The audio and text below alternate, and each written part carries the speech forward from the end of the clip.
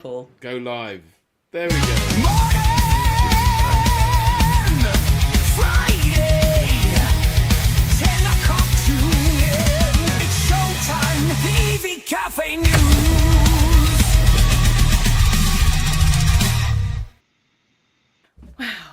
Oh yes, Friday can start. Oh yes, come on now then. Welcome to the Friday News with the EV Café. 30 minutes of what's happening in sustainable transport, sponsored kindly by Drax Electric Vehicles, doing the business. And with expert analysis from the EV Café crew. And we're bringing you National EV Week in 23 days. Yes. And it is hotting up for real and faux show, whatever that means. Faux show, baby. Faux show, my darling. Jeez. Now then, we've got the three Muppets. In the corner, we have the wonderful Paul Kirby. How are you, my friend? Yes,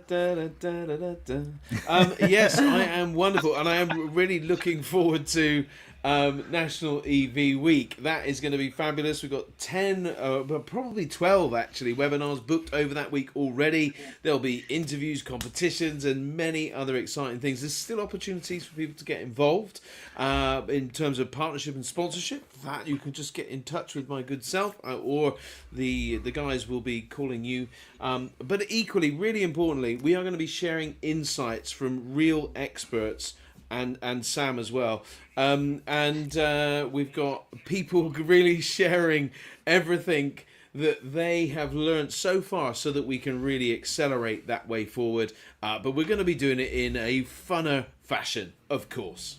Quite right. And speaking of excited, Sarah, you must be a little warm under the collar, having just screeched in at 9:59, having done a long train journey from London.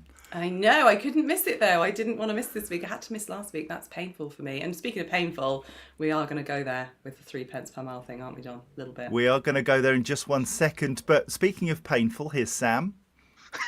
Good morning. Oh, yes.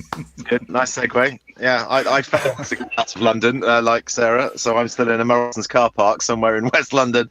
But yeah, I have a bit of a croaky voice today, so excuse me for that. But yeah, happy to be here. Lovely to see you all. Now then, Sarah mentioned it. Something that's just taken the EV world a little bit by surprise is this rumoured, and it is a rumour, hence it's not in the news, 3 pence per mile charge for EV drivers. Sarah, what the fluff is going on? Well, again, it's kind of a case of going with emotion rather than data on this one. As you rightly say, it's just rumoured at this point, but it is having ripples out there in social media world. People saying things like, well, if that happens, I'll be selling my EV. And that's what annoys me, because if you take real world examples, let's use me. I know in the last 2 weeks, my charging has cost me pretty much 20 pence per mile. If you think about that in terms of the VAT I'm paying, call it 5 pence, right? If we are successful in reducing that to 5% VAT, Charge UK, and others have worked really hard for that, then it'll be about 2 pence per mile that I've paid to VAT. You can see where I'm going with this. If I then have to pay an additional 3p per mile, every single mile I do, 3 additional p, I'm no worse off. It's exactly what I was paying before. So let's not get too hot under the collar about it. The difficulty is if you go over 20,000 miles, like I do, then it's going to be an expensive game. So let's not let the government giveth and taketh away. I'm scared they're going to look at the VAT as a really kind thing they're doing and then slip this tax in sideways. But how can this operate? How can this operate? Well, that's my point. That's my point, John. Is I don't forget the economics of it. How do you do it in practice? They're saying it's MOT. They said they're going to take the data at the point of MOT. So what do you do? 3 years, you don't get an MOT. 3 years old. Well, that's what I said. I was like, great, I'll be fine for 3 years then. But perhaps that's all part of the plan. It's just, yes. I don't know why we all jump every time Rachel Thieves sneezes about something. Rachel Thieves. Excellent. I think that we're on a hiding to nothing with the VAT thing. They're not going to change it. I don't see them making that much of a difference. But also they've got to remember that they've just banged up the road fund license, and the road fund license is worth about £600 million to the government based on the EVs already on the road with the expensive car road tax kind of thing. So they've got to draw the line somewhere. So I don't think we should accept this at all, and it should be pushed back in a very firm Really fashion. hard, yeah. Not that we really get much of a choice, and it is not just 3p. It is eroding the benefits which they are constantly doing, and at a time where we need more thought about this. And certainly when it comes to vans, what are they going to do there? They're going to just pile more money on top of the van cost. It's nuts. 10:05. We've not done a stitch of news, but do you know what? I don't think anybody cares because it's fabulous. Well done, chaps. Right, now let's grab a cuppa and see what's been happening in clean transport this week. And coming up, the new van market declines with a call for urgent action to hit the EV target. Paul, I'm coming to you for that one. Trucks from Amazon's largest ever order of EHGVs begin deliveries. Samuel, of course, I'm coming to you for that one. And more than 51 kilometres of new cycle routes have been delivered in London. Sarah, all yours. And the carbon budget plan includes more on clean energy and EV charging. Let's have a bun fight about that. But first, the EV Café commercial clap, where we highlight innovation and new things in our industry. The commercial clap from the EV Café. Innovation applauded. It's like seeing an old friend. Ah, dear. Right, let's have a quick chat about Drax electric vehicles. They're powering the next generation of EV engineers with Kirklees College, helping students gain hands-on experience with electric vehicle charging technology. As part of the collaboration, they've donated multiple EV chargers to the college's engineering department, and students will use the chargers in workshops and classrooms, giving hands-on experience with EV infrastructure, installation, fault diagnosis and maintenance. The practical training will equip them with the skills to drive the next generation of sustainable transport. Bless you, Drax. Good thinking. Now then, there was a slight decline in fleet and business new car registrations in October. Well done, Joe. But 25 points. Well done.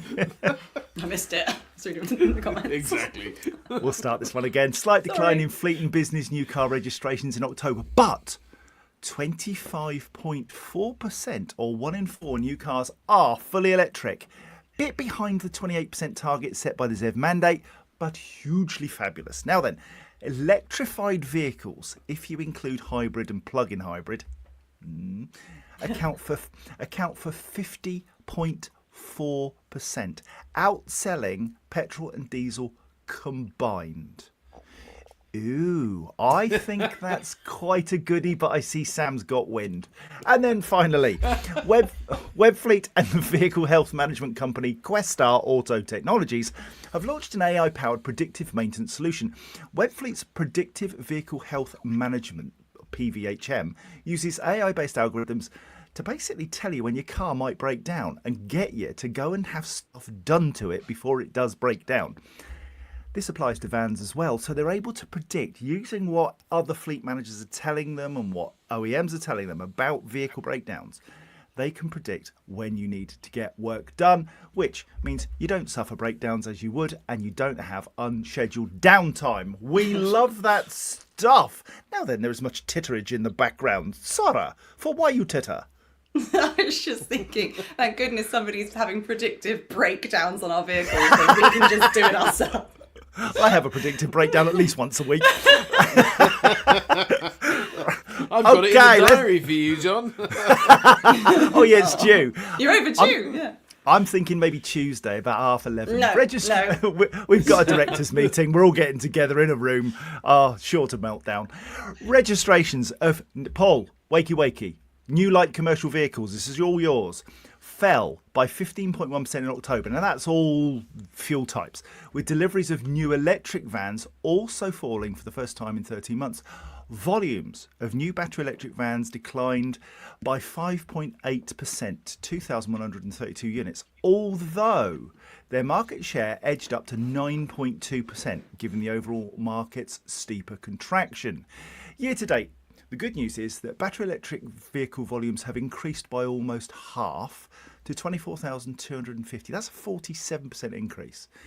However, they represent just 9% of all new registrations, below the 16% share that's mandated. And the SMMT, who provided these figures, warned that planning reform must also go further than has been suggested, specifically to support depot-based operators who require grid connections before switching fleets to electric. And this is the scary bit. Depots can wait up to 15 years for a grid connection. Although we did hear during the week that rules are being relaxed to enable the deployment of off-grid power supplies, which is good news. Pablo, it's a tough world out there for fleet managers, and electric vans have a little bit to go yet before we get anywhere near the ZEV mandate figures. Yeah, I mean, what we've got to be cognizant of is that all the manufacturers have a lot of levers that they can pull in terms of their overall CO2 reduction in order to be able to meet their overall ZEV mandate. So it isn't actually a hard and fast number of 16% as it is. That is the target, and there are some out there like VW that are hitting that target. And I've got to give a shout out to Ford because they are making a pretty damn good effort of doing what they do best, which is selling vans. And they are upping their percentage of electric ones by quite some margin, and they are the market leader in terms of pure numbers now of electric vans. So that's good news because up until now, the typical Ford people were there. They're 40% of the market, didn't have anything to buy. So there is good news out there, and also that the decline is less than the overall market decline. So you could argue that it's up in terms of market share. And that's important. So I think there's a lot of good little elements in there, but there is still a long way to go. And we do need to sort out the power and the energy piece. That is something that is also good news if they are relaxing that off-grid power stuff. But I know that they're trying to reform that waiting list for grid connections. Yeah, and of course we're going to be picking up loud and proud electric vans as part of National EV Week, and the very first session is around vans and what we can do practically to help depots be electrified and for fleets to take on EVs. Absolutely, and we've got the largest EV fleet being represented in that conversation in Royal Mail and Stuart Murphy. Brilliant speaker on this subject and very cognizant of all of the challenges that people face in terms of moving to electric. And so we've got also our partners Europcar are going to be sharing how they can make things easier as well. So there is a lot of insight that's going to be coming over that week to help in this particular regard. Indeed, and Sarah, you're firing in with National EV Week. You're going to be coming and doing a couple of seminars yourself. I am, and I can't wait. And I'm pleased to see I was out last night with Shoesmiths, who won an award, of course. And I'm hoping we get businesses like that, the ones who are advising a lot of the supply chain, the ecosystem, who we're trying to support. So they need to understand what's going on with EV because that affects a lot of their clients. So fingers crossed they get on board. I just love the diversity of it. You've absolutely nailed it. There's a ripple going out there in the community about the week, and I can't wait. Now, Sam, you picked up a piece of recycled plastic there and waved it in the air. Do tell. I think it's to do with his voice, personally. Yes, there is a link between my voice and getting a little award last night, which is very nice. So, but yeah, it's recycled plastic, which is milk bottles and bits of plastic created into an award, which is a fantastic way to repurpose old stuff rather than going into landfill. And what was the award for? It was a sustainability award as part of the inaugural GridServe award ceremony, which has now begun to celebrate people in our business. So me and many others were lucky enough to get a bit of a gong last night. So that's nice. Well done, mate. Good work. Okay, let's move on to the shout-outs because we're not important. You are. Now then, first in, through the doors this morning at 7:14. This is as regular, almost as clockwork. Steve Warts from Economy Trucks, 7:14 a.m. 6 minutes behind him, I suspect that, well, I won't actually say what I was about to say. Gary Comerford, 7:20. Yeah, I was about to, yeah. Paul, you got it. Yeah, Gary Comerford, 7:20. He'd obviously been to the toilet first. It's a bit grey and overcast, the weather, not me. James, the Screenwash King, he's here, nominated for a Green Fleet Award. Fabulous to see that, my friend. Well done. Dev Chakravarti, DEV, in the house. And then we've got Stuart Humphrey. How are you, my friend? All going well? Hope so. Tracy Kearns, Borodar from lovely Welsh Wales. Grey and Grim. That's Wales, not Tracy. And then, hold the phones, people. It's Peter Heath. He's got great teeth. He's got great teeth. Gavin Duffy. Oh, I love Duffy. What happened to her? She was just brilliant. Duffy the singer. Merged with Gavin. Yes, exactly. When I get to Warwick Avenue. Anyway, right, Yeah. let's move on. The Belinda's only here. song. Belinda in the house from Chichester in a beautiful coffee shop. Oh, mine's a latte, thank you kindly. Craig Stark, good morning. Evie Beano. Ron Godfrey, hello. He's sitting in a rainbow. Ron Godfrey is the crock of gold. He's a unicorn. That is a vicious rumour. You can't sit in a rainbow. You can only see a rainbow from a distance. Apparently not. Ron Godfrey is sitting in a rainbow. I want proof. Yeah, There it is. There's the proof right there. It's there on the screen. Yeah. Sam Sitting in a Onions rainbow. understands spreadsheets and awards. So either send him an award or give him a spreadsheet, Ron, and then he'll believe you. Bob Murphy, good morning to you from Scotland. Benmo Hyde, morning, everybody. Michael Barton's in Bristol. Leo Pickford, good morning, my friend. Electrifying ambulances since, about 3 months ago. Now, Gavin, what have you been saying? Gavin Duffy, I should give him a better shout out than I did. I was well up until the moment I realised that I just used the last tea bag. Last tea bag. Oh my No, Lord. he's got this wrong though. I did write back and say that was a catastrophe, not a Ah! No.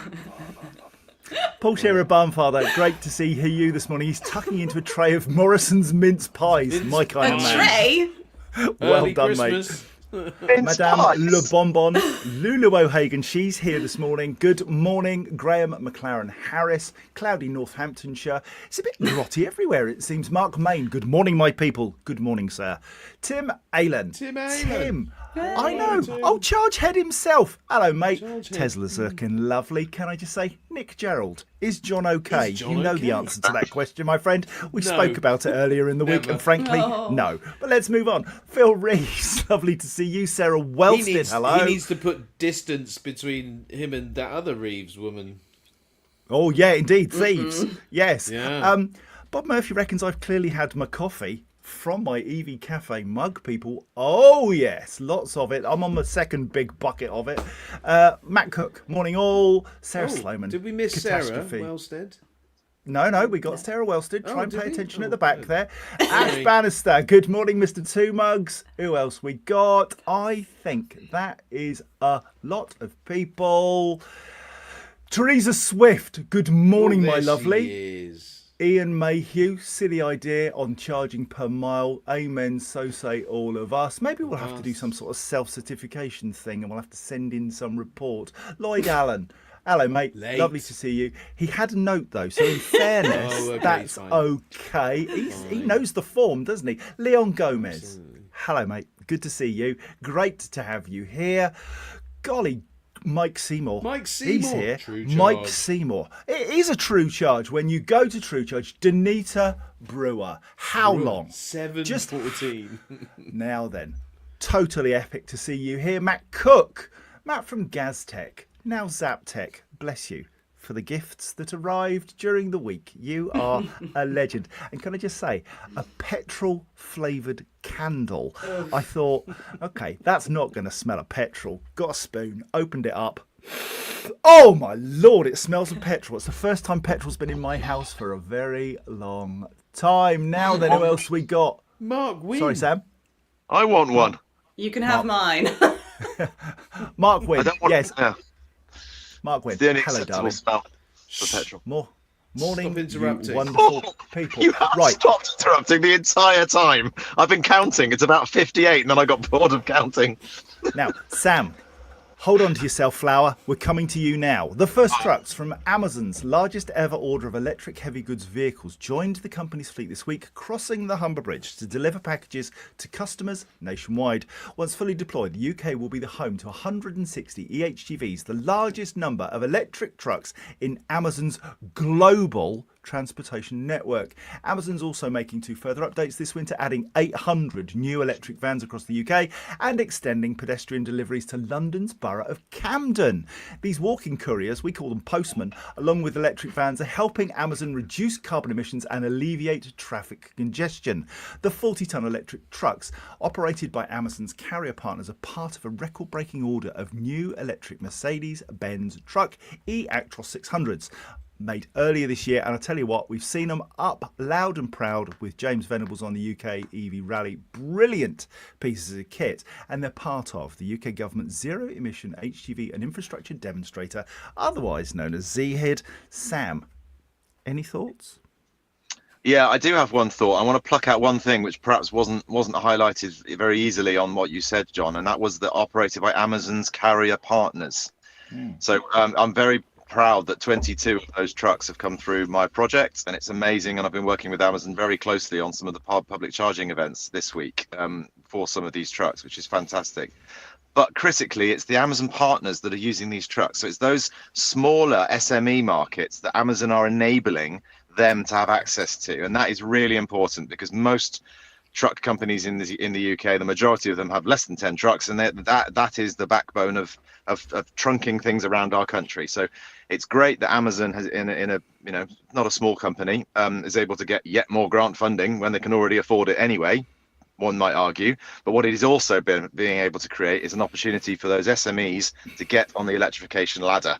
So that bit in particular, I think, is a fantastic journey and must be highlighted. It's the SME market as well as Amazon that is benefiting from these electric trucks.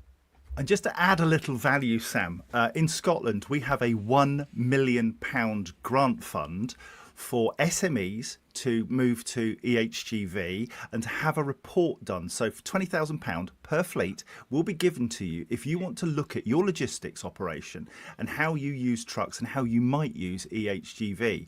So go onto the Scottish Government website. £1 million is available to get those initial reports done. You don't need to do anything. You just need to apply and get the report written. And Paul, similar something in Wales? Yes, well, I don't know about the grant bit, but I know that Wales have got a real concerted effort around moving to zero. I'm speaking on the 21st of November at the beginning of an event and hosting some elements of that day. It's going to be a real push towards commercial vehicles and across the country. And we've already got, is it Greg Tomlinson at FSEW? Sarah, you'll correct me. Yep. Yeah, they're doing a fabulous job in Wales. Absolutely fabulous. But I will just say, I hope that Amazon treat their vehicles slightly better than this one got treated. Oopsies. It has literally been Was battered. Johnny Berry driving that one? It's an absolute... There literally wasn't one straight panel on the van at all. It is the worst I've ever seen, but... Who cares? I It still hope that works. the drivers, they're professional drivers as trucks, aren't they? So let's hope we get a slightly better version than... Very good. All right, Sarah, hold on to yourself. Transport for London and London boroughs have released new data showing the scale of improvements delivered on London streets between April 24 and April 25 through joint efforts to make the capital safer, healthier and more sustainable. The schemes have used £81 million of TfL's local implementation plan funding to support borough-led projects that enhance walking and cycling infrastructure, reduce road danger, improve air quality and encourage active travel. In 24-25, this funding has enabled boroughs to deliver schemes to boost walking, schemes to make it easier and safer to cycle, more school streets, improved public transport access, more low traffic neighbourhoods, more sustainable urban drainage systems, and these improvements are helping to reduce traffic, improve road safety and enable more Londoners to choose walking and cycling for everyday journeys. Sarah, we hear a lot about what's going on in London, but it's not just London. This is a countrywide move to get people out of cars and where you can, so that those who have to use the road and have to use a vehicle can. Right thing to do?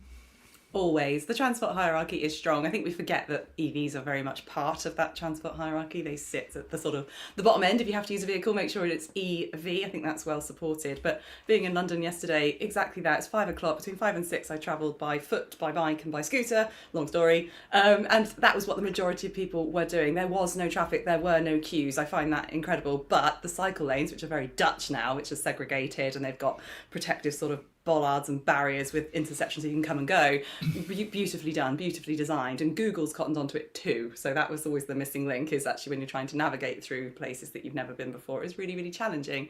But that's just such a tiny drop in the ocean, that investment, compared to larger scale transport projects, but it has tangible, massive differences. And last week you guys were talking about the fact that the NHS and the taxation needs to be in balance, and that's been the case for 15 years. The NHS has always been involved in mapping what the cost of congestion and the cost of sedentary lifestyle is on the environment and the budget. But what I love about this is, years ago we got people out of their cars and onto the roads and they were choking on fumes. Now they're not. So the marked difference is bigger than ever, and you can't not support it. And I found a new stat that a cyclist will spend on average more like £10 a day more than somebody who drives, simply because you're going past the cafes and shops and sandwich bars and restaurants that you might decide to call in for a £5.65 pumpkin spice latte.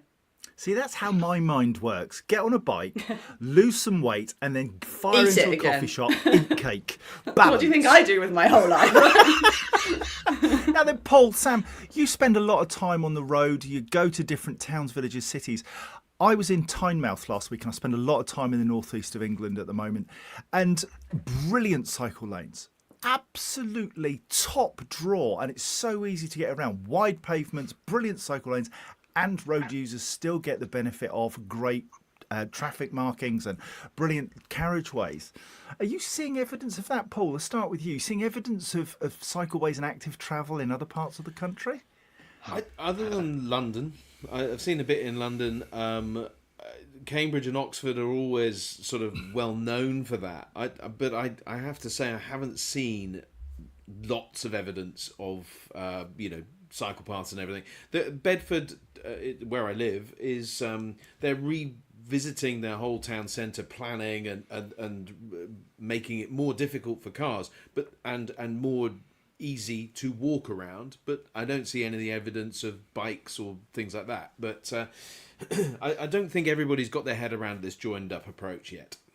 No, and Sam, I've been at this game for over 20 years, and we're still having the same conversations about active travel, that we're trying to get people out of cars onto bikes and walking more.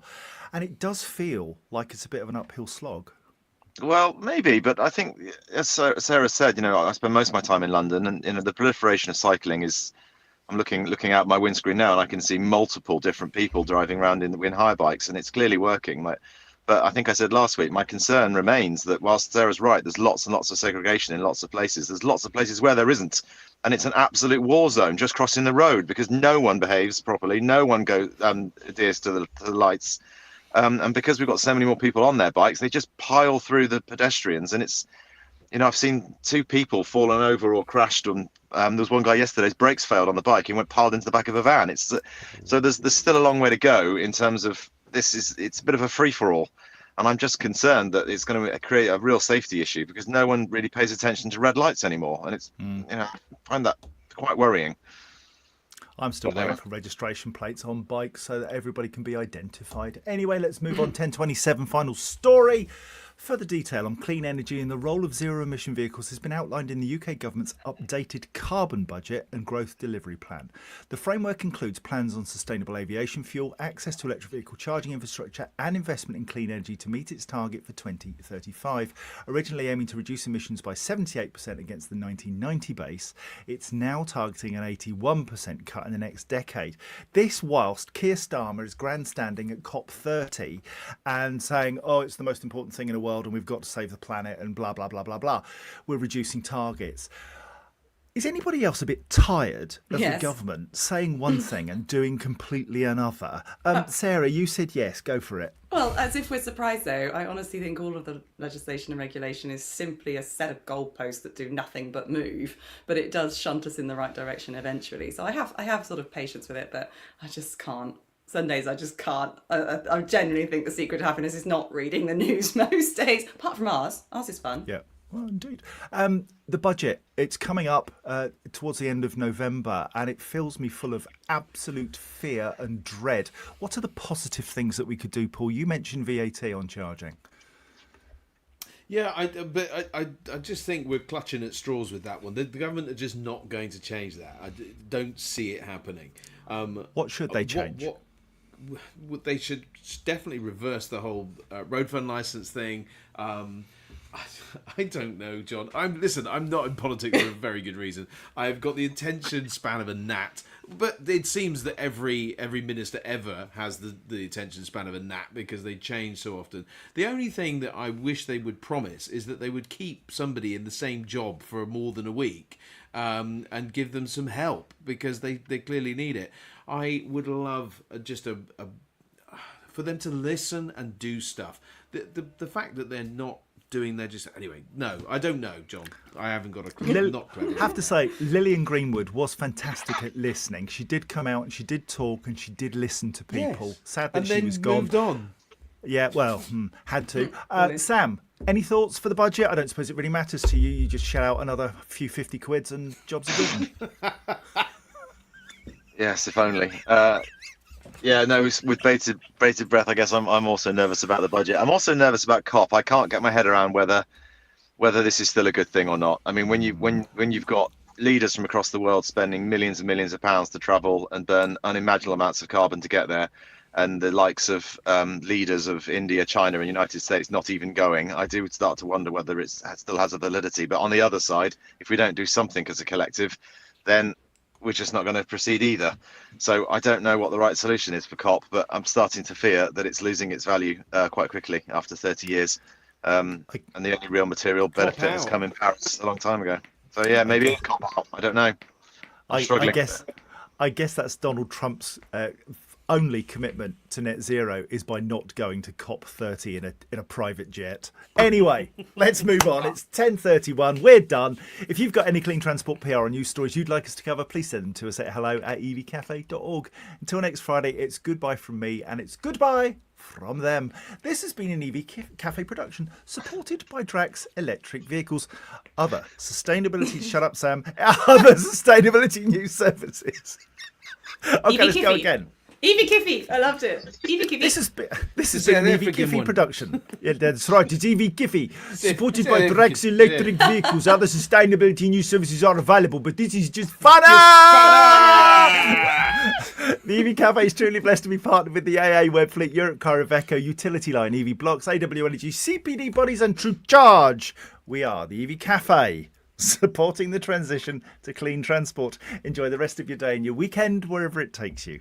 Until next Friday, bye! Bye-bye!